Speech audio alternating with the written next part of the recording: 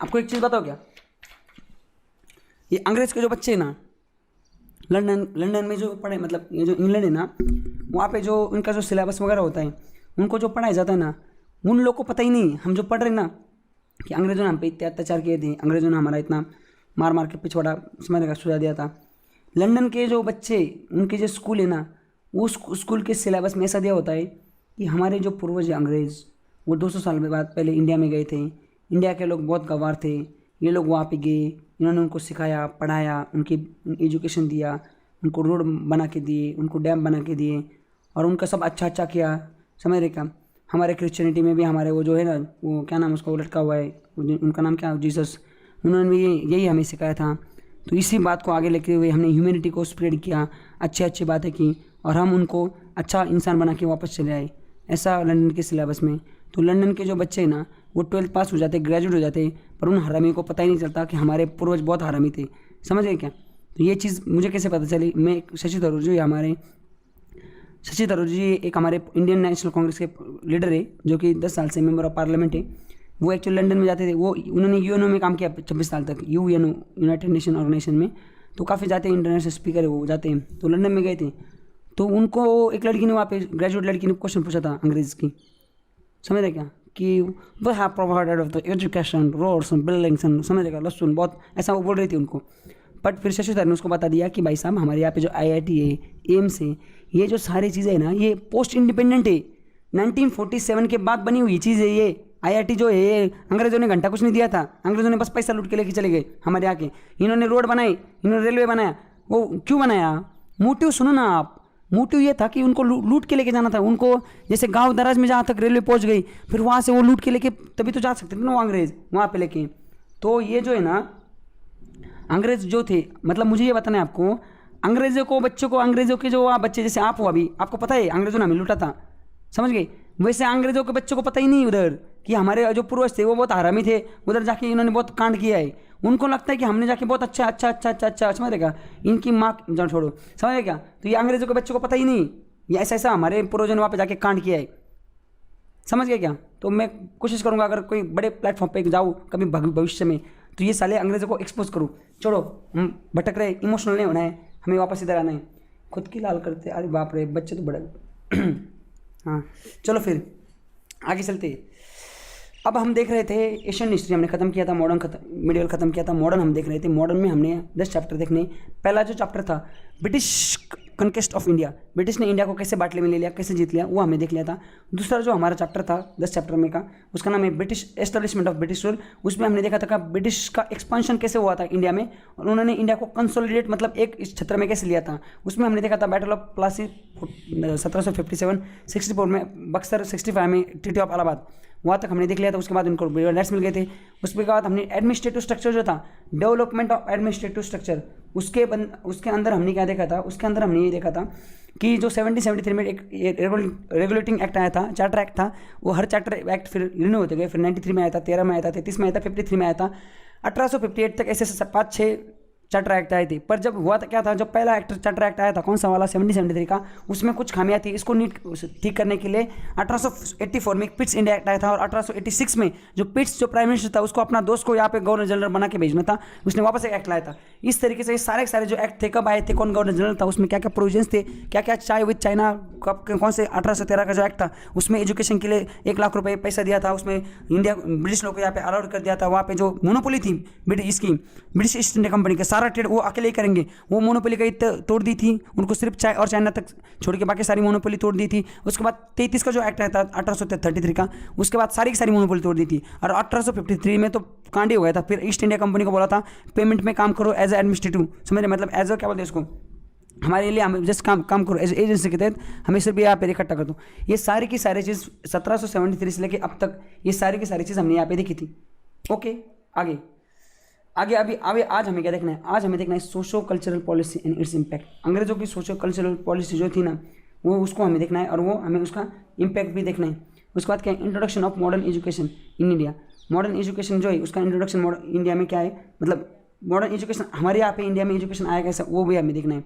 अब यहाँ पे देखो सोशो कल्चरल पॉलिसी, अंग्रेजों की सोशो कल्चरल पॉलिसी मतलब क्या था, ये एक्चुअली इस पर क्वेश्चन आएगा नहीं, पर आपको बता देता हूँ। मतलब ये हमें इसलिए पढ़ना है कि हमें अंग्रेज़ का जो माइंड सेट है ना, अंग्रेज सोचते कैसे थे वो हमें समझना है। समझ गए? देखो शुरू में क्या हुआ था, एडम स्मिथ नाम का आपको बंदा पता होगा, उसने एक बुक लिखी थी, उसका नाम था wealth of nation. Wealth of nation, हमारे नेशन की संपत्ति। समझ गए? वो क्या बोलता था, हमारे नेशन की संपत्ति जो है ना वो है फ्री ट्रेड। ट्रेडर जो लोग हैं ना, व्यापारी लोग, आप उनको खुला कर दो, उनको अपने हिसाब से ट्रेड करने दो, वो ट्रेड करेंगे, वो दूसरे देश में जाएंगे पैसा लेके, उनको छोड़ दो आप खुला, वो जैसे दुनिया भर में, समझ रहे, उनको दुनिया भर में जाने दो, वो जितना पैसा कमाएंगे वो उनकी संपत्ति नहीं, वो हमारे देश की संपत्ति। जैसे अभी अंबानी के जो आस पास पड़ोस के जो देश हैं हमारे, उसके उन देशों में उनकी, जैसे अभी बांग्लादेश है, बांग्लादेश में टाटा की ट्रक्स बिकती है, टाटा के जिप्स बिकते हैं, टाटा इंडिका बिकती है, टाटा नैनो बिकती है, तो पैसा वो कहाँ पे आता है? अरे भाई इंडिया में आता है ना वो, तो टाटा बड़ा हो रहा है तो इंडिया भी बड़ा हो रहा है ना, टाटा का वो पैसा लेके थोड़ी ऊपर जाने वाला है, इंडिया में तो इन्वेस्ट कर रहा है वो चीज़।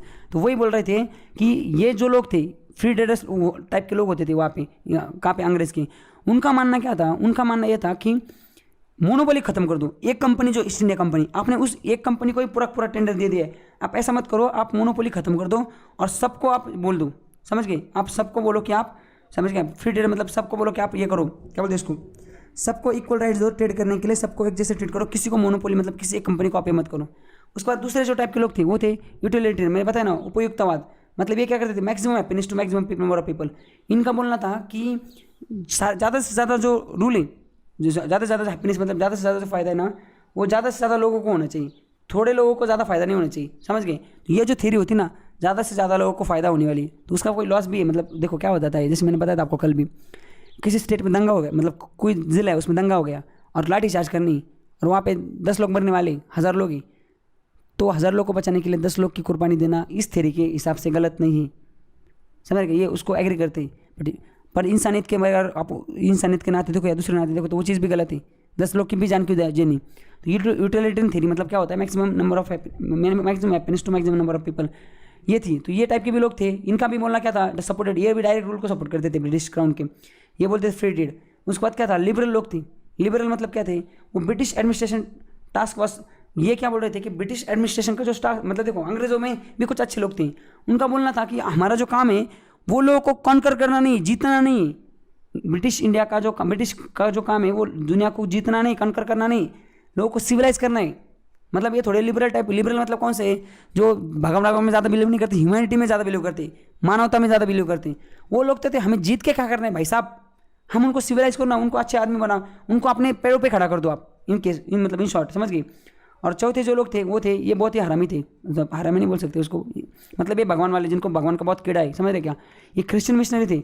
इनको क्या करना था, इनको क्रिश्चियन को यहाँ पे प्रोवाइड करना था, इनको ना घंटा लेना देना नहीं था, वो ट्रेड का भी ना, मोनोपोली का भी ना, कनकर सिविलाइज, भाड़ में जाओ, आप पे एक काम करो, क्रिश्चियन पॉपुलेशन बढ़ाओ। ये तो चौथे टाइप के लोग थे। समझ गए? अब ये चौथे टाइप के लोग थे। अब 1813 का जो एक्ट आया था, समझ गए, 1813 का जो एक्ट आया था, चार्टर एक्ट ऑफ 1813, उसमें क्या था, उसमें ये चीज़ लिखी थी ना, उसमें लिखा था कि हम एक काम करेंगे, ये सारे क्वेश्चन को एड्रेस किया था उसमें।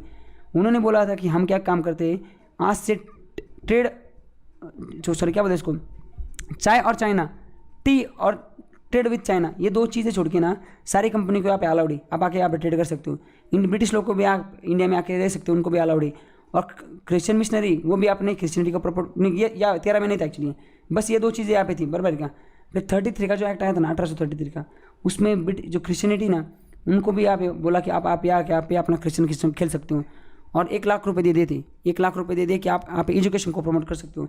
तो ये जो सोशल कल्चरल इम्पैक्ट, मतलब सोशल कल्चरल पॉलिसी जो थी ब्रिटिश को लगा कि हम एक काम करते हैं, आप एजुकेशन लाते सच में, समझ रहे, सोशल सामाजिक, और यहाँ पे हमारे क्रिश्चियन भी लाते, क्रिश्चियनिटी को भी प्रमोट करेंगे, और जो क्या बोलते हैं इसको, जो क्रिश्चियनिटी को भी हम प्रमोट करेंगे और एजुकेशन लाएंगे। अब हमें छोटा मोटा काम होता है, हमें जोरक्स मारने किसी या कुछ लिखना है, लिखा पढ़ी का काम है, उसके लिए हम लंदन से आदमी बुलाना पड़ रहा है, और वो 50,000 रुपये, लाख रुपये पेमेंट मांग रहा है। समझ गए? यहाँ पे इंडिया में यही का आदमी, उसी को कर दो ना, 2-3 हज़ार रुपये उसको रख लो, तो क्यों उधर से बुलाने की ज़रूरत, मतलब उधर से मैन पावर लाने की ज़रूरत नहीं। तो अंग्रेजों को ऐसे पॉलिसी थी, तो अंग्रेजों ने बोला कि ये काम करते हम ना इधर लोग को थोड़ा सिविलाइज करते हैं। तो इस चीज़ को संज्ञान में लेते हुए अंग्रेजों ने यहाँ पे एजुकेशन पॉलिसी लाई थी। तो एजुकेशन पॉलिसी डायरेक्ट में शुरू कर देता था, आपको पता ही नहीं चलता क्यों लाई थी, तो ये इसके पीछे रीज़न था। समझ गए? तो फिर उसके बाद हमारे यहाँ पे स्टार्ट हो गया एजुकेशन। उससे पहले एजुकेशन था कि नहीं, इसका मतलब अंग्रेज आने से पहले यहाँ पे एजुकेशन नहीं था क्या? अरे भाई था, पर वो ऐसा थोड़ी था, स्कूल थोड़ी थी वो तो जिसके घर में कोई एजुकेटेड आदमी वो उसको पढ़ाएगा, या लोग बाहर भेजते थे बच्चों को पढ़ाने फॉरेन में, जिसके पास राजा महाराजा बड़े बड़े, या वो उस टाइप के थे गुरुकुल टाइप, समझ रहे, कोई पंडित वंडित या भटजी था वो जंगल में लेके जाता था, उधर गुरुकुल होता था, उधर वो वही बेसिक चीज़ें सिखाते थे, समझ रहे क्या, कि सुबह जल्दी उठना है, प्राणायाम करना है, योगा करना है, थोड़ी बहुत लिखा पढ़ी, अच्छा आदमी बनना है, समझ रहेगा, फिर 18 साल के बाद क्वेश्चन करना है, मतलब ये सारी चीज़ें बाद में पढ़ाते थे, शुरू में नहीं पढ़ाते थे, समझ गए। तो इंट्रोडक्शन ऑफ मॉडर्न एजुकेशन ये कब स्टार्ट हो गया, ये जब अंग्रेजों के ऊपर जब दबाव पड़ने लगा वहाँ पे, कहाँ पे, लंदन के लोगों का, उनके जो वोटर थे उनका, कि आप उनको कनकर मत करो, जीतो मत इंडिया वालों को, आप उनको सिविलाइज करो, तो फिर उन्होंने यहाँ पे एजुकेशन स्टार्ट कर दिया, समझ गए। देखो भाई इंट्रोडक्शन एजुकेशन क्यों स्टार्ट हुआ है, अब देखो यहाँ पे भाई ब्रिटिश गवर्नमेंट, 3 लोग यहाँ पे, British government, Christian missionary and एनलाइटेड Indians, मतलब पढ़े लिखे इंडियंस, समझ गए, 3 लोग यहाँ पे, इन वाले यहाँ पे एजुकेशन कैसे स्टार्ट हुआ। सबसे पहले क्या था, ब्रिटिश गवर्नमेंट को क्या चाहिए था एजुकेशन स्टार्ट करने में, तीनों को क्या फ़ायदा था। सबसे पहले ब्रिटिश गवर्नमेंट का फ़ायदा ये था, wanted the political and administrative convenience, इनको लगता था कि अगर लोगों को पढ़ाएंगे तो वो पॉलिटिकली एंड एडमिनिस्ट्रेटिव कन्वीनियंस होगा हमारे लिए। Educated Indians would be more truly dispose towards the British rule, educated Indian लोग उनको लगेगा अरे ब्रिटिश पढ़े लिखे, हम भी पढ़े लिखे, तो उनको ब्रिटिश रूल अच्छा लगने लगेगा। Educated Indians can consumer base for British products. अब मुझे बताओ, जब एजुकेटेड हो जाएगा कोई, समझ रहे क्या, जैसे कोई क्या बोलते हैं इसको, अब जैसे इंडियन से कोई इंडियन वो नाड़ा वाला चड्डी पहनता है, समझ रहे क्या, अंडरवेयर पहनते बड़े बड़े, पुराने ज़माने के जो इंडियंस होते थे वो नाड़ी वाली जो अंडरवेयर थी वो पहनते थे। अगर कोई इंडियन है वो अगर पढ़ लिख जाएगा, अरे भाई वो बोलेगा ना मुझे भी, समझ रहे क्या, मुझे अलग अलग, मतलब वो भी कट साइज पहनेगा ना, समझ रहे हो आप। तो अंग्रेजों की जो माल वहाँ पे जो आता है, बाहर का जो माल आता था, इतने लोग एजुकेटेड, वो थोड़ी वड़ा पाव खाएंगे, वो बोलेंगे हमें पिज़्ज़ा चाहिए, समझ गए। तो ब्रिटिश को ये लगता था कि अगर इंडियन लोग को हम पढ़ाएंगे तो उनकी लाइफ स्टाइल चेंज रहेंगे और वो हमें फॉलो करेंगे, तो ये अंग्रेजों का फायदा था। और सबसे इंपॉर्टेंट चीज़ क्या है, पॉलिटिकल और एडमिनिस्ट्रेटिव कामों के लिए बहुत इंपॉर्टेंट है ना। अब लिखा पढ़ी करने के लिए कोई हमें जो काम यहाँ इंडियन 1000 रुपये में कर सकता है, उधर से मंगाएंगे तो वो 50,000 मांगेगा ना लंदन वाला, क्योंकि वो फैमिली छोड़ के आ रहा है इधर इतने दूर, तो वो ज़्यादा सैलरी मांगेगा। इसलिए इधर के लोगों को पढ़ाना ब्रिटिश के लिए बहुत फायदेमंद था। अब दूसरी चीज़, क्रिश्चियन वालों को, ये जो क्रिश्चियन मिशनरी थे, इनको क्या फ़ायदा था, देखो, modern education will be bring rationally and scientific temperament which will lead the adoption of Christianity utilising the weapon of modern education for conversion.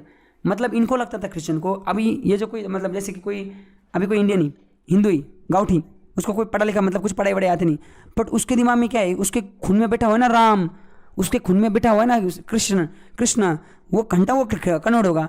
पर उसी को अगर हम पढ़ाएंगे लिखाएंगे, उसको थोड़ा बहुत घुमाएंगे, उसको बताएंगे क्या है भगवान, समझ रहे क्या, चलो आपको दारू वारू मारते, उधर बियर मारते, समझ गए, उसको हम पूरा मतलब पापी बना देंगे। और उसके बाद उसको बोलेंगे अरे भाई क्रिश्चियनिटी बहुत अच्छी है, क्रिश्चियनिटी में ना, आपने देखा होगा, आपने भी देखा, मतलब उसको नहीं, मैं रियली बता रहा हूँ, क्रिश्चियनिटी में देखा होगा, मेरे एक दोस्त है इंजीनियरिंग में, क्रिश्चियन में एकदम घर बैठ के माँ बाप सब दारू पीते साथ में, एकदम फ्रैंक। क्रिश्चियनिटी में जो एटमॉस्फेयर है घर का, ऐसे माँ बाप, जैसे हम कोई मूवी देख रहे घर में, किसी का सीन में आए तो इधर उधर देखना पड़ता है, क्रिश्चियनिटी में एकदम नॉर्मल, बाप बोलता है देखो कितना सही किस क्या, मतलब इतना इनका ओपन नहीं, इनका जो धर्म है क्रिश्चियनिटी, वो इतना ओपन, इतना लिबरल धर्म है, सबसे ज़्यादा लिबरल धर्म है क्रिश्चियनिटी, मतलब सच में बहुत सही होता है देखा जाए तो एक तरीके से। पर अंग्रेज खराब थे, क्रिश्चियन धर्म सही होता है। तो ये लोग अगर कोई पढ़ लिख जाएगा तो उसको बाटले में उतारने के लिए कितना सही है, देखो इतना सही है, मतलब इतना फ्रैंक है, आप भी क्रिश्चियन हो जाओ। तो क्रिश्चियन मिशनरीज को लगता था, मिशनरी मतलब वो जो होती ना, वो सिस्टर पिस्टर, वो जो बदर फदर वो होते ना, वो वाइट ड्रेस में, उनको क्या लगता था कि भाई साहब अगर इनको एजुकेशन देंगे तो वो ज़्यादा क्रिश्चियन में कन्वर्ट हो जाएंगे। और एनलाइटेड जो इंडियंस थे, पढ़े लिखे जो इंडियन गवार थे पढ़े लिखे, उनको क्या लगता था, improvement of society to Indian standards. इनको लगता था लंदन के पास उनकी खुद की पार्लियामेंट है, अच्छे अच्छे रोड है, अच्छे अच्छे रेलवेज है, उनके पास अच्छे अच्छे, उधर शॉर्ट्स में लड़कियाँ घूमती है और इधर हमारे ऊपर साड़ी पे साड़ी। इनको लगता था अगर हमारे यहाँ की सोसाइटी अगर बढ़ जाएंगी यूरोपियन स्टैंडर्ड पे, तो हमारे यहाँ पे रोड आएंगे, हमारे यहाँ पे पार्लियामेंट बनेगी, हमारे यहाँ पे बिजली पानी सस्ता हो जाएगा, सब कुछ हमारे यहाँ पे मिल जाएगा, लड़कियाँ भी शॉर्ट पहनने लगेंगी, सोसाइटी बदल जाएगी यूरोपियन स्टैंडर्ड पे, यूरोपियन कल्चर हमारे यहाँ पे आएगा। इसलिए हमारे यहाँ के जो दिमाग में लग रहे इंडियन पढ़े लिखे, इनको लगता था अरे अंग्रेज बहुत अच्छे हैं, तो इन्होंने भी बोला कि चलो एजुकेशन लाते। तो ऐसे 3 स्टेक होल्डर थे, तीनों का इसमें फायदा था, इसलिए आप एजुकेशन आया था, नहीं तो घंटा एजुकेशन नहीं आता हमारे यहाँ पे। अब एजुकेशन आया कैसे, देखो यहाँ पे सबसे पहला था मिनट्स ऑफ, ये मैकेलू नाम का लॉर्ड मैकेलू था, ये लॉर्ड बेंटिक की जो कैबिनेट थी उसमें हमने देखा था, काउंसिल ऑफ मिनिस्टर्स थी, काउंसिल जो थी लॉर्ड बेंटिक की, उसमें ये लॉ मेंबर था। देखो यहाँ पे गवर्नर जनरल की काउंसिल में था, हमने कल के लेक्चर में देखा था 1833 का जो एक्ट आया था, चार्टर एक्ट, उसमें लिखा था कि जो गवर्नर जनरल ऑफ बंगाल है वो आज से गवर्नर जनरल ऑफ इंडिया बनेगा। और पहला गवर्नर जनरल ऑफ इंडिया जो था वो लॉर्ड विलियम बेंटिक था, और उसके जो लॉ मेंबर थे 4 लोग, उसमें जो एक था वो ये था जो कि एक लॉ मेंबर था, मतलब जो 4 काउंसिल के मेंबर थे उसमें एक लॉ मेंबर डाल दिया था, और उसका नाम था लॉर्ड मैकाउले। ये इंडिया का पहला फर्स्ट लॉ मेंबर था, समझ गए, जो कि गवर्नर जनरल के काउंसिल में था, चार्टर एक्ट ऑफ 1833। ये इसने 1834 से लेकर 1838 तक इसने वहाँ पे देखो इंश्योर दैट इंग्लिश, इसने बोला था कि that English flourish in India, इसने बोला था कि क्या है इंश्योर दैट, हाँ इसने बोला था कि इंग्लिश यहाँ पे बहुत बढ़िया, मतलब इंग्लिश लैंग्वेज पे अगर एजुकेशन देखो तो यहाँ पे चलेगा। फिर डिकेड आफ्टर 10 साल बाद क्या हुआ, ये वापस इंडिया में आया, समझ गए। अबे the decade after the Lord Macaulay India, sorry पहले यहाँ आने से पहले, लॉर्ड मैकॉले यहाँ आने से 10 साल पहले general committee on public instruction ये फॉर्म हुई थी। 1823 में एक general committee on public instruction form हुई थी लंदन में, और उन्होंने बोला था which was the guide company को गाइड करने मैटर, एजुकेशन को गाइड करने के लिए, जो ईस्ट इंडिया कंपनी यहाँ पे उसको गाइड करने के लिए कमेटी बैठी थी, उसका नाम था general committee of public instruction, Lord Macaulay यहाँ पे आने से पहले, समझ गए।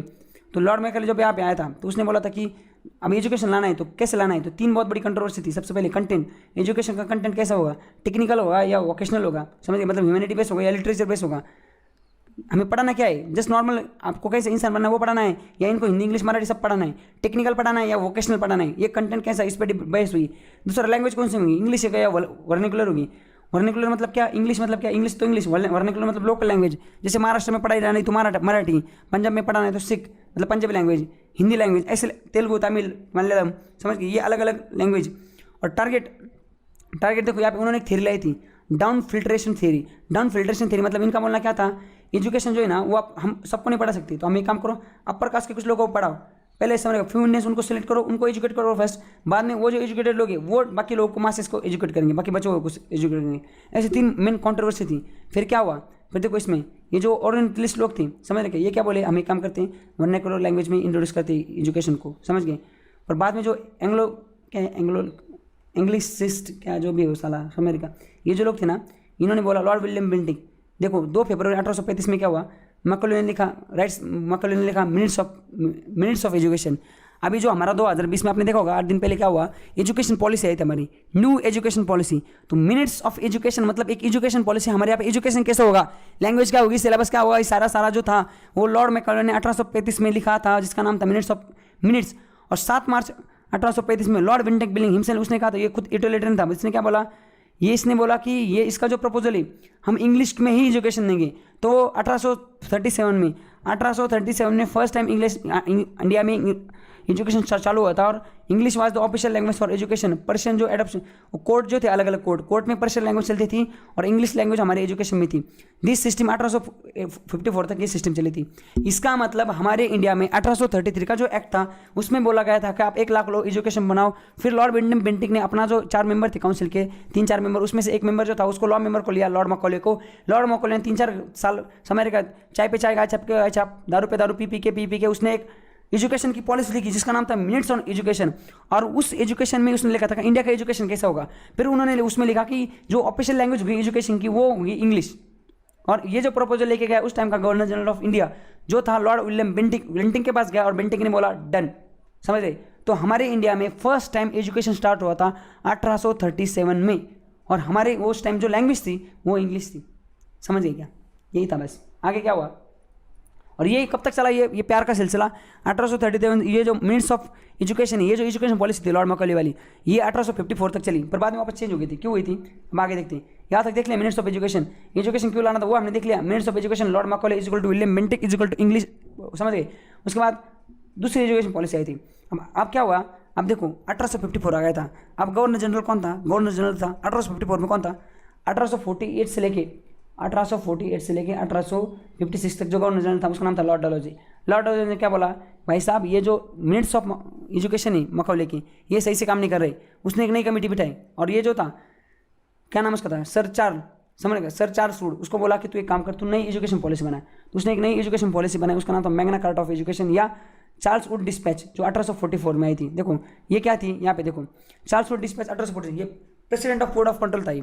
ये बोर्ड ऑफ कंट्रोल को वजह से लॉ मेंबर था, ये बोर्ड ऑफ कंट्रोल का प्रेसिडेंट था। इसको हमारे जो डलहौजी भाई साहब थे, डलहौजी ने बोला जा सिमरन जा, लिख लिया अपना जो लिखना है वो। तो उसने भी अपना एक एजुकेशन पॉलिसी लिख ली और वो आ गया। It was send by Charles Wood ने ये एजुकेशन पॉलिसी लिखी थी। We specified the nature, scope and method of imparting education to the natives. यहाँ के जो नेटिव लोग हैं, यहाँ के जो घरेलू लोग हैं, उनके लिए एजुकेशन कैसा होना चाहिए, उसका नेचर कैसा होना चाहिए, उसका स्कोप कैसा होना चाहिए, उसकी मेथड कैसे होनी चाहिए, ये सारी की सारी चीज़ें इसने लिख ली। किसने, सर चार्ल्स ने। और उसने एक अलग अप्रोच लेके आया जो मैकाले से अलग था, समझ गए। और ये या फिर एजुकेशन लेके आया था। उसमें क्या लिखा था उसने, चलो उसने क्या बोला, उसने रिकमेंडेशन की। उसने बोला आपने जो एजुकेशन लाए बेंटिक भाई आपने 1837 में जो मैकाले ने जो मिनिस्टर ऑफ एजुकेशन लाए उस हिसाब से जो इंग्लिश लैंग्वेज में एजुकेशन देना स्टार्ट कर दिया है, चलो वो ठीक है, पर उसमें बहुत खामियाँ है। वो खामियाँ क्या मैं आपको बताता हूँ, वो आप चेंज करो तो एजुकेशन बहुत बढ़िया हो जाएगा। फिर उसने बहुत देखो यहाँ पे बताया, उसने क्या बताया, ट्रेडिशनल एजुकेशन जो है वो इग्नोर किया गया है उसमें, समझ गया। Traditional education should not be ignore, वो इग्नोर नहीं होना चाहिए। Support of traditional education as a grant, समझेगा, उनको पैसा दो आप ट्रेडिशनल एजुकेशन इंप्रूव करने के लिए। मॉडर्न एजुकेशन इंग्लिश से modern imparted in English, modern education जो था ना वो इंग्लिश में दे दो आप, पर वर्नाक्युलर लैंग्वेज जो लोकल लैंग्वेज है उसको इग्नोर मत करो। Education to be medium of learning only in higher education, English जो है, सॉरी एजुकेशन इंग्लिश जो है ना वो हायर एजुकेशन जो है 11th 12th उसमें दे दो आप। पहले वाले में इंग्लिश मत डालो, बच्चों को घंटा कुछ इंग्लिश, इनको मराठी नहीं आती, इंग्लिश कहाँ से आएंगी। प्राइमरी और सेकेंडरी एजुकेशन जो है, प्राइमरी मतलब पहली से चौथी, सेकेंडरी मतलब 5वीं से 10वीं, ये जो एजुकेशन है ना वो आप वर्नाक्युलर लैंग्वेज लोकल लैंग्वेज जो अगर कोई बंदा केरला का है तो उसको 10वीं तक मलयालम में पढ़ाओ, कोई कर्नाटक का है तो उसको कन्नड़ में पढ़ाओ, कोई तमिलनाडु का है तो उसको तमिल में पढ़ाओ, कोई आंध्र प्रदेश है तो उसको तेलुगु में पढ़ाओ, कोई महाराष्ट्र है तो उसको मराठी में पढ़ाओ 10वीं तक। उसके बाद आप इंग्लिश लाओ। Theory of down round filtration उसको स्क्रैप कर दो। ये जो बोल रहे हैं ना आप एक को पढ़ाओ और बाकी मतलब एक से लोग सेलेक्ट करो उनको पढ़ाओ और बाकी को लोग पढ़ाएंगे, घंटा ऐसा कुछ नहीं हो रहा है। जिसको पढ़ा रहे वो खुद ही पढ़ रहे हैं, बाकी को पढ़ा ही नहीं रहा है वो। ये थ्योरी को तो पहले एबॉलिश कर दो। और बाद में उन्होंने क्या बोला, responsibility of mass education was assume by government. ये जो एजुकेशन की जिम्मेवारी ये गवर्नमेंट की, बाकी ये किसके ऊपर, दूसरे ऊपर नहीं। ये सारी की सारी रिकमेंडेशन दी थी चार्ल्स डिस्पैच ने। उसने क्या बोला था, उसकी रिकमेंडेशन थी कि कलकत्ता, मद्रास और बॉम्बे, यहाँ पे आप 3 यूनिवर्सिटी बनाओ अलग अलग। उस हिसाब से फिर 3 यूनिवर्सिटी बनाई और हर एक प्रोविंस जो है आपका बंगाल, उसके बाद उधर बॉम्बे, उधर कलकत्ता, इधर सिंध, ये सिख, ये पंजाब, ये सारे के सारे जो प्रोविंस है ब्रिटिश इंडिया के, वहाँ पे हर एक डिपार्टमेंट, एक एजुकेशन का डिपार्टमेंट बनाओ हर एक प्रोविंस में, समझ गए। Institute for the training of teacher, ये जो टीचर है ना ये घंटा इनको कुछ नहीं आता, इनको पहले पढ़ाओ, ये दिमाग में समझ रहे, इनको पहले पढ़ाओ फिर इनको समझा पढ़ाते कैसे। हर एक प्रोविंस में सेपरेट एजुकेशन डिपार्टमेंट बनाओ। इस एजुकेशन डिपार्टमेंट का काम होगा टीचर को पढ़ाना, ये सारा सारा करना।